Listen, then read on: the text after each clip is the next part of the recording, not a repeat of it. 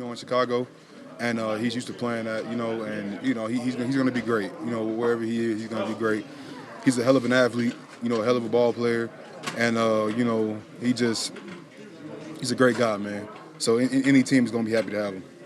Is his departure an emotional hit for this team? Like last week when Quinn left, you thought really affected guys, and Yeah. it seemed to show, frankly. But do you think Roquan leaving is an emotional hit for this defense? I mean, it's always an emotional hit when you take a captain away from a team, and that's hard. That really doesn't happen like that often.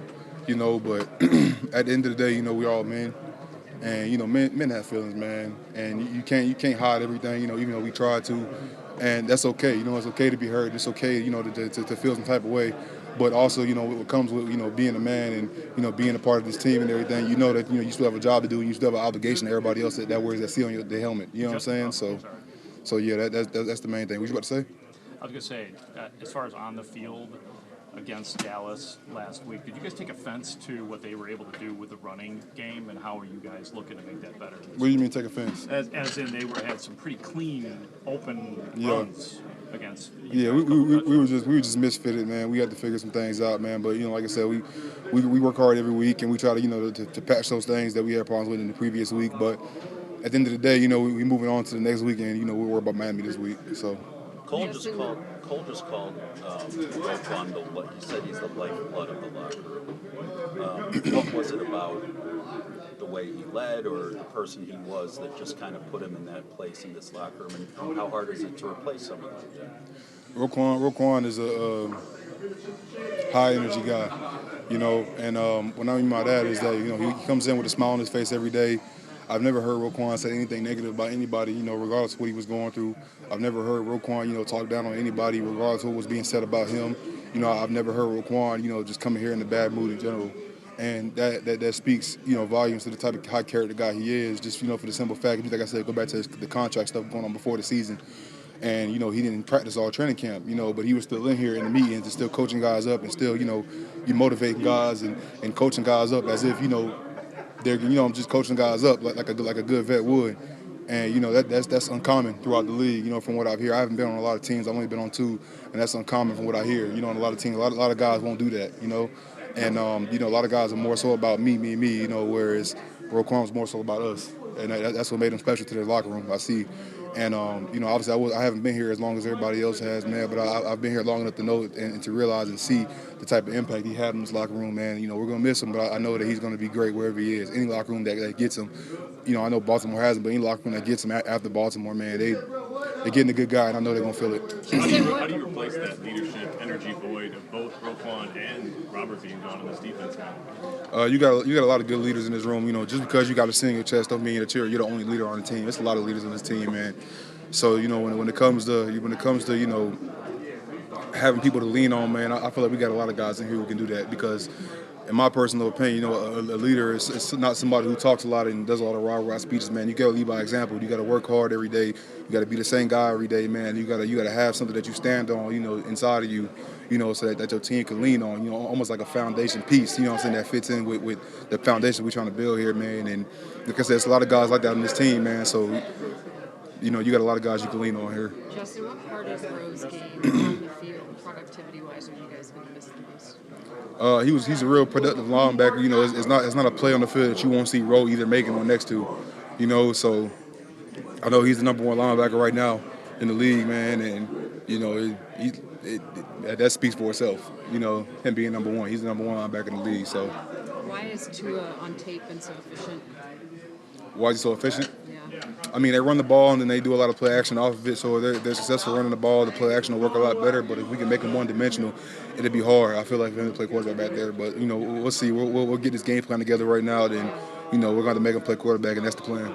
Also another team leader. How do you guys kind of navigate this with the trade of Roquan? It's tough, but, we talk to the team, to the defense, and just, it's time to rally around each other more than ever, to come in, especially to the young guys, they looking at us like, yo, is this normal? Like, do this happen? But this is the type of stuff that goes on. So, we just got to rally around each other, and the older guys got to step up. And now, as you see yourself in a bigger leadership role, what does it mean for you in stepping up? Just everything, how everything I do, how I carry myself, how I am on the field, how I walk around the building. A lot of people are looking at me on the type of reactions, if I'm sad, if I'm up, or about the situation. But, the crazy part is, we can't control it. We all know what Roquan meant to us. Robert, we know the type of guys they are, even off the field, the relationship they have with the players in the locker room. And for that to be taken away kind of is, it's like, it's a shock, but like I said, we can't control it, so we got to focus on the things we can control, and that's how we react to the situation and how we go out there and perform. Is it hard, though, not to get down about it when it's of key course. players, two guys you all, two well-respected guys as well? Of course, and it's not even just, just like the ability to play football. It's like the type of guys they are, especially Ro. Ro can probably name everybody in the building, so let's just show you the type of guy he is. And, we just try to take some things from him that, how he carried himself as a player and as a man, and try to put those in our everyday lives that, when we walk around the building and things we do. So. With the way rumors swirl, were you nervous at all for yourself on Monday or Tuesday, not knowing if you were going to be here? No, not really. Everything is in God's hands. God got the last say so. So if it's meant for me to be here, I'm going to be here. If not, it is what it is. But, I love Chicago. I love the guys in this locker room. And, I've been around Ro and a couple of more guys my whole career here. So it's, like I said, it was definitely an emotional day, the past two, but we got to come in here, we got to get back to work. I know Ryan and Eberflus both addressed you guys as a team and the leadership. How much does that transparency help in a situation like this to kind of protect the vibe in the room? Oh, it helps a lot, and I told Ryan that, I appreciate, him for even giving us a call and telling us what was going on, because you kind of need that, because there's a lot of things that can start floating around, especially in the locker room, or they don't want to take care of their guys, or they don't care about the guys' well-being, or whatever the case may be. But, that was something pretty cool for them to come and talk to us, and, talk to us as men. We get the business part of it, and we respect that, but we like to be respected as men and football players as well. So, how do you interpret the vision that they're communicating to you guys on why they're making the moves that they're making? I'm a player. I really don't involve myself with what goes on upstairs. I get it. It's year 6 for me, so I get it. I understand it. It was, a good move, as a GM, to try to get something. But, like I said, it's, here we build different type of relationships. The upstairs people they're not down here with us. They're not going to war with us. So, that's kind of become a brotherly bond. It becomes deeper than football. So it's, it kind of hurts, but. Like I said, you can't control it. We got to control what we can control. Eddie, what was your personal reaction when you heard when they told you you were on the trade? What was your personal reaction? I couldn't believe it. I was in disbelief. I was shocked. And I knew the last day was the first. So it was like, I was thinking everybody in the clear. It was a shock. We got rid of Rob. So it's like, man, we get rid of Rose. It's kind of your thoughts trying to go through your head. What we playing for? Are they they vision is still the same as the players? We trying to, make it to a Super Bowl, get to the playoffs, things like that. But like I said, I'm not upstairs. I get it, I understand it, but it just hits different. When you say those thoughts creeping in, what are we playing for? How have you seen Eberflus handle that with the guys specifically? Just coming to us and just talking to us. His approach is still the same. He's a coach, and I feel like as a coach, you're not, especially the type of coach he is. Coach Flus is a different type of guy, so he's not thinking about sinking no season or we don't have what it takes to win or not enough players to win. It's like, no, we got what we need. We still got the guys we need in this room, and we're gonna rally around each other. And guys might have to pick up a little more slack, So that's it. We got to do whatever it takes. You guys put your body on the line every week, and you want to win. The moves are kind of with an eye on the future from the front office's perspective. So, how do you not get all that frustrated about it? How do you still go out and give everything to win when it doesn't feel like the objective of the moves they made is to win right now? Because, you got the guys still here. It's guys still here that we care about each other. And, a move like that just, like I told the team, the defense, it could do two things. Everybody can start thinking of individual, I'm going to just get mine. Or we can come together and, look, man, this is what we got. This is all we got. We can go out here and we can prove everybody right. We can prove everybody wrong. It's all about how we react. We talk about resilience. So, right now it's time to show true resilience for every man in this room. And we got a lot of young guys that's never been through stuff like this. I haven't been through nothing like this. So, it's time for us to step up and show them, all right, this is how we handle the situation. Go out, let's rock around each other and rock out. Also, you're talking about Polsey face to face with you guys and talking about stuff and appreciating that? Well, I talked to Poles on the phone, but But keeping you involved. Yeah. Is that different from how it used to be? Is that something new for you?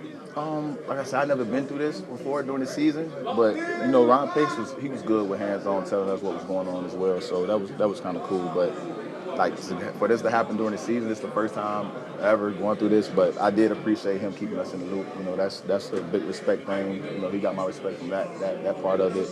And like I said, I get it, from upstairs. I understand it was a good decision for them to make upstairs. As a player, we always gonna take that kind of different. Like I said, the bonds we build, the relationships we share, we're gonna always take it different. But I get it. As a team captain, how do you approach it? What your message is to the guys coming in for the loss in Dallas? Like, are you obviously I know you're frustrated about it. How do you relay that to maybe try to galvanize the defense going into Miami game? Just work. We're gonna work. We're gonna just. Now it's time to turn it up a little bit more. We're going to work harder. We're going to come out here. We're going to fly around. It was quiet today doing walkthrough. It was like silence on the defense. I'm being quiet. Like, you can hear a pen drop. And I just went up there like, hey, let's go, man. Come on. Like, I know it's sad. I know we feeling it right now. But now it's time to ride around each other. Like, now it's time to be grown men, control what we can control. And that's how we react to the situation. And, I feel like we got the guys in the locker room that can do that. So, at the end of the day, I got to play my game, play my style of ball. And do my best to contain it. Jalen, personally, what was your reaction to the news that Roquan had been traded? WTF at the end of the day. But, it was a lot. And I had just left the building. So, for me, it was one of those things where it's like, man, really, okay. But then when you come back in the building and you see everybody kind of moving different, you don't hear them in the locker room. You don't hear them out at walkthroughs. You just kind of really get that feeling that really I don't want to say he's gone, but he's moved on to a different team. But I've reached out. I know guys have reached out to him. So he's doing good. He's in the right spirits. And at the end of the day, we all want him to succeed. So if it's a better situation for him, then we're all rooting for him at the end of the day. So how do you personally get past WTF and get yourself back in a mindset where you feel right? I got the number 1 and number 4 wide receiver. So I love Roquan, but I got some dogs coming to town at the end of the day. So my mind went from that situation to now what I can do to do my job better, what plays I can make this upcoming Sunday. Is this one of those matchups you look forward to? 100%. Everybody says and argues that he's one of the best in the league. And Jaylen Waddle's been extremely productive. He's working his way up that list as well. And I look forward to these prime matchups. Can you cover two guys at once? I'm playing. Nah, you can't. Nah, there's no way. I don't think you can. There might be some guys that think so. How do you choose? That's a you got to focus on one person at a time. You have your eyes this way, that way, you're going to get ran right by. But really focusing on your assignment. We're going to run some different coverages, do some things to try to contain them. But at the end of the day, you got to focus on your job and one thing at a time. Do you want to travel with Tyreek? Of course. The number 1 wide receiver, I look forward to things like that. But, at the end of the day, that's not my decision. If whatever they tell me to do, I'll do and I'll execute that to the best of my ability. Eddie's tied for the lead in interceptions in the NFL right now. What, at 4? Yeah. Do you feel like he's hitting, why is he hitting his stride at this point from what you've seen? I think he's making the plays that we expect him to make. We know his ball hawking ability. We put him in, or the coach puts him in positions to be able to make those plays, to be able to play free and go get the ball. And I feel like that was something that has gotten away from him. He had a few touchdowns and picks called back the last few years, but being in those positions and being able to execute them and them standing at the end of the day, I feel like is good for him, and he's back to his natural self. What does that do? For a guy that when you hit your stride, you know how good you are. It may not have worked out the last 2 years. Does he seem rejuvenated to you? 100%. It's just one of those things where I feel like for him, he always felt like he was just so close. And now I feel like this year he has that swag back. He has, I feel like, that it factor back that he didn't have those last few years of him getting his plays called back and just seeing his head go down and just really trying to keep building him up. But now that he's made those plays, it's for sure easy for him to keep that swag and to keep making those plays. Jaylon,